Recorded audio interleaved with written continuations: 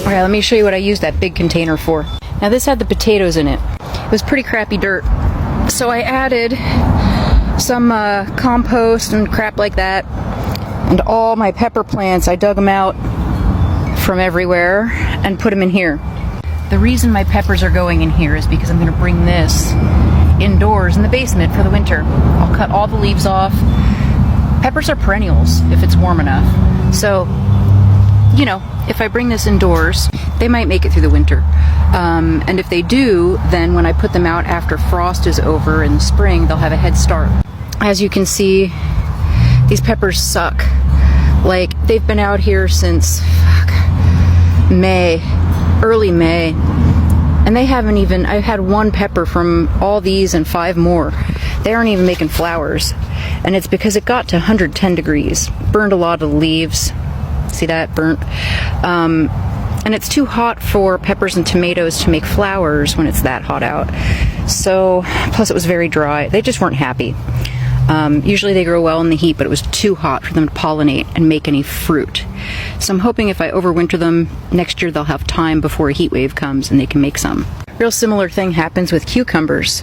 When it's hot and sunny and all that, they're happy, but when it gets to be over about 100 degrees, they cannot pollinate. And then you end up with crap like this. Look at this thing. See that? That's not edible.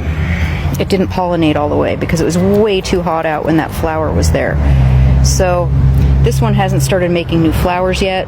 It might have a chance to make a few before the winter frosts come. Tomatoes do the same damn thing. They cannot pollinate in the heat. These pollinated right before the heat wave. I put these out super early and took a risk, and it paid off. These, however, are just starting to make flowers because it was way too hot for them to do anything.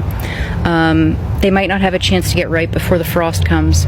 My first frost is October 1st. So, you know, when I have plants that take forever to ripen, like these figs or the tomatoes or squash or anything like that, I have to plan on the hoop house to keep them warm, the basement to kind of overwinter them. The figs go in the basement or the hoop house, you know, all that stuff goes indoors. Some things give you a second chance. Beans, they all died in the heat. They're giving me a second chance. They're flowering again. I gotta show you this. This thing is the only, I've planted 100 watermelons. This is the only watermelon I've ever grown.